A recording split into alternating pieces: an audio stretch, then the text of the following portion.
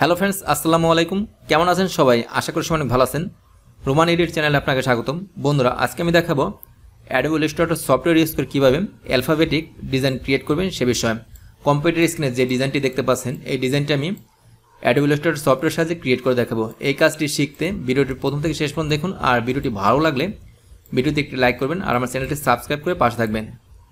ফাইলটা আমি ক্লোজ করে দিচ্ছি। কাজটা আমি কীভাবে করেছি প্রথম থেকে দেখাচ্ছি। প্রথমে একটা ডকুমেন্ট ক্রিয়েট করতে হবে। ফাইল, নিউ, এখান থেকে আপনারা যে কোনো একটা ডকুমেন্ট সিলেক্ট করবেন। আমি সাইজ দিচ্ছি, পাশে দিচ্ছি 1000 পিক্সেল আর হাইট দিচ্ছি 1000 পিক্সেল। তারপর আমি ক্রিয়েটে ক্লিক করলাম। বন্ধুরা, টুলবার আসলাম, টুলবার থেকে টাইপ টুল চুজ করলাম। ফন্টের সাইজটা আমি বড় করে নিচ্ছি। এখানে ক্লিক করলাম, এখানে লিখি এন। আমি সিলেকশন টুল সিলেক্ট করলাম, শিফট অল্টার চেপে টেক্সটটা বড় করে নিলাম। ফন্টটা চেঞ্জ করে নিচ্ছি। এখানে আমি একটা ফন্টের নাম লিখি নিয়ন মেশিন। টেক্সটটাকে আমি আউটলাইন করব। মাউস রাইট ক্লিক করে আপনারা ক্রিয়েট আউটলাইন করবেন। এখানে একটা আলপনা ইউজ করব। ফাইল, ওপেন, আলপনা ফাইলটা সিলেক্ট করে ওপেন করে নিচ্ছি। বন্ধুরা, এই ফাইলের লিঙ্কটা আমি আমার ভিডিও ডিসক্রিপশন বক্সে দিয়ে দেবো। আপনাদের প্রয়োজন হলে সেখান থেকে ডাউনলোড করে প্র্যাকটিস করতে পারবেন। এই আলপনাটা সিলেক্ট করলাম, কন্ট্রোল সি দিয়ে কপি করলাম। তারপর এখানে এসে কন্ট্রোল ভি দিয়ে পেস্ট করি। একটু জুম আউট করি। টুলবার আসলাম, আর্টবোর্ড টুল সিলেক্ট করলাম, অল্টার চেপে কপি করে আমি ডান পাশে রেখে দিলাম। তারপর আমি সিলেকশন টুল সিলেক্ট করি, একটু জুম করে নিচ্ছি। আলপনাটা সিলেক্ট করলাম, আমি একটু পজিশনটা চেঞ্জ করে নিচ্ছি। আমি একটু রোটেট করব। রোটেট টুল সিলেক্ট করলাম, একটু রোটেট করে নিচ্ছি। আর একটু রোটেট করি। তারপর সিলেকশন টুল সিলেক্ট করলাম, একটু উপর দিকে তুলে দিচ্ছি। আর একটু উপর দিকে তুলে দিই। স্কেচার শেপে ফাইলটা একটু নিচে দিকে নামালাম। তারপর আলপনাটা সিলেক্ট করলাম। আলপনাটা আমি কন্ট্রোল সি দিয়ে কপি করলাম। তারপর অবজেক্টে আসবেন, path, offset path, offset path দিবেন 10 পিক্সেল। ওকে। তারপর বন্ধুরা, আপনারা পাথ ফাইন্ডার থেকে ইউনিটি ক্লিক করবেন, মাউস ড্র্যাগ করে ধরবেন। তারপর টুলবার থেকে শেপ বোল্ডার টুল চুজ করবেন। অল্টার চেপে আমি মাইনাস করে দিচ্ছি।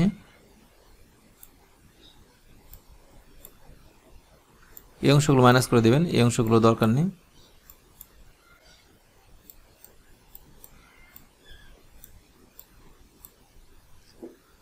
তারপর আমি সিলেকশন টুল সিলেক্ট করলাম। একটু আগে আমি আলপনাটা কন্ট্রোল সি দিয়ে কপি করেছিলাম। এখন আমি পেস্ট ইন ফন্ট করব, কন্ট্রোল এফ প্রেস করলাম।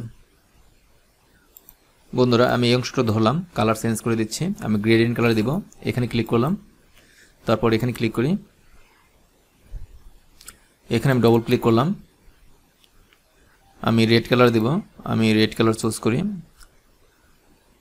তারপর এখানে ক্লিক করে কালারটা আমি একটু ডিপ করে দিই।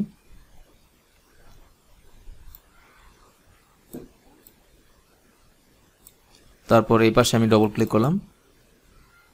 কালার আসবেন, রেড কালার চুজ করবেন। আমি আলপনাটা সিলেক্ট করলাম। এখানে ক্লিক করি। আপনারা চাইলে এরকম রাখতে পারেন অথবা কালার চেঞ্জ করে দিতে পারেন। আমি দেখাচ্ছি। অংশটা সিলেক্ট করলাম, কালারটা আমি চেঞ্জ করে দিচ্ছি। এখানে ডবল ক্লিক করলাম, কালারটা আমি এখানে ক্লিক করলাম ব্লু কালার। তারপর এই পাশে ডবল ক্লিক করি, এখানে লাইট ব্লু সিলেক্ট করে নিচ্ছি, অথবা এই ব্লু সিলেক্ট করতে পারেন। একটু জুম আউট করি। মাউস ড্র্যাগ করে সিলেক্ট করলাম, একটু মিডল সেন্টার নিয়ে আসি। তারপর এখানে আসলাম, আলপনাটা ধরলাম। আলপনাটা আমি রোটেট করব। রোটেট টুল সিলেক্ট করলাম। আমি মাউস ড্র্যাগ করে আলপনাটা রোটেট করে নিচ্ছি। তারপর সিলেকশন টুল সিলেক্ট করলাম, একটু জুম করে নিচ্ছি। আলপনাটা আর একটু ভিতরের দিকে ঢুকিয়ে দিচ্ছি। তারপর এই আলপনাটা কন্ট্রোল সি দিয়ে কপি করলাম। তারপর আপনারা অবজেক্টে আসবেন, পাথ, অফসেট পাথ,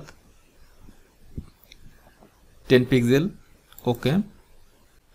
তারপর আপনার পাথফাইন্ডার থেকে ইউনিটি ক্লিক করবেন, মাউস ড্র্যাগ করে ধরলাম, তারপর টুলবার থেকে শেপ বোল্ডার টুল চুজ করবেন। অল্টার চেপে এই অংশগুলো মাইনাস করে দিচ্ছি, এই অংশগুলো আমার দরকার নেই।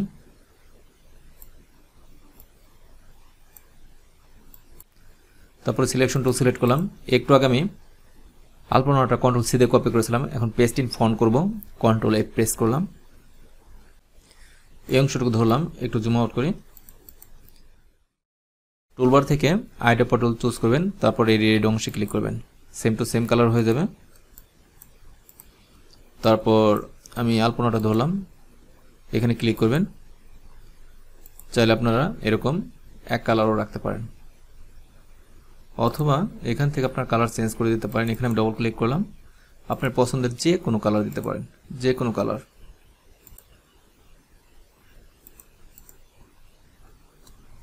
সিম্পল। একটু জুম আউট করি, মাউস ড্র্যাগ করে ধরলাম, কন্ট্রোল জি প্রেস করে গ্রুপ করলাম, মাউস ড্র্যাগ করে ধরে কন্ট্রোল জি প্রেস করে গ্রুপ করলাম। দেখি মিডল সেন্টার আছে কিনা, আমি মিডল অ্যালাইনমেন্ট করে দিচ্ছি।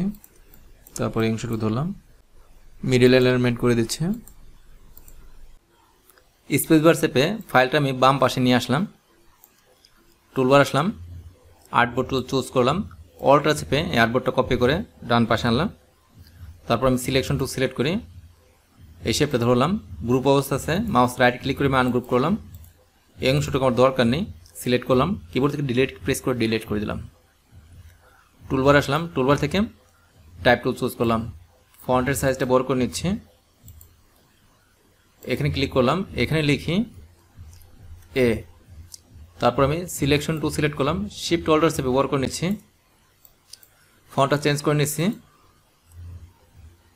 মিস্টার হেডলাইন এই ফন্টটা ইউজ করব। ফন্টটা একটু ছোট করে নিলাম, শিফট অল্টার চেপে। ফন্টটা আউটলাইন করতে হবে, মাউস রাইট ক্লিক করে আপনারা ক্রিয়েট আউটলাইন করবেন। একটু জুম করে নিচ্ছি। এই আলপনাটা ধরলাম, আলপনাটা একটু বাম পাশে নিয়ে আসি। আলপনাটা আমি কন্ট্রোল সি দিয়ে কপি করলাম। তারপর আপনারা অবজেক্টে আসবেন, পাথ, অফসেট পাথ দিবেন 10 পিক্সেল, ওকে প্রেস করলাম, মাউস ড্র্যাগ করে ধরলাম। তারপর আপনারা পাথ ফাইন্ডার অপশন থেকে ইউনিটি ক্লিক করবেন। একটু আগে আমি আলপনাটা কন্ট্রোল সি দিয়ে কপি করেছিলাম, এখন পেস্ট ইন ফন্ট করব, কন্ট্রোল এফ প্রেস করলাম। আলপনার কালারটা আমি চেঞ্জ করে দিচ্ছি, আমি সলিড একটা কালার ইউজ করব, হোয়াইট ইউজ করলাম। এখানে ক্লিক করে নিচ্ছি, তারপর এখানে ক্লিক করি, এখন হোয়াইট হবে।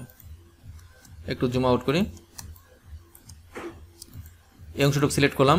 আপনারা টুলবার থেকে আইডেপা টুল চুজ করবেন, তারপর এখানে ক্লিক করবেন, সেম টু সেম কালার হয়ে যাবে। আপনারা চাইলে গ্রেডিয়েন্ট টুল ইউজ করে এই গ্রেডিয়েন্ট শেপটা যে কোনো পাশ থেকে দিতে পারেন। তারপর আমি সিলেকশন টুল সিলেক্ট করলাম, মাউস ড্র্যাগ করে ধরলাম, এখানে এনে বসিয়ে দিলাম। ফাইলটা সেভ দিব, file, save as, alphabetic design, AI ফরম্যাটে সেভ দিচ্ছি, সেভ। বন্ধুরা, আমার দেখানো সিম্পল স্টেপ ফলো করে আপনারা অ্যাডোবি ইলাস্ট্রেটর সফটওয়্যার ইউজ করে অ্যালফাবেটিক ডিজাইন ক্রিয়েট করতে পারেন। আমার এই টেকনিকটি ভালো লাগলে ভিডিওতে একটি লাইক দিবেন, আর আপনি যদি আমার চ্যানেল নতুন দর্শক হয়ে থাকেন প্লিজ আমার চ্যানেলটি সাবস্ক্রাইব করে পাশে থাকবেন। Thanks for watching.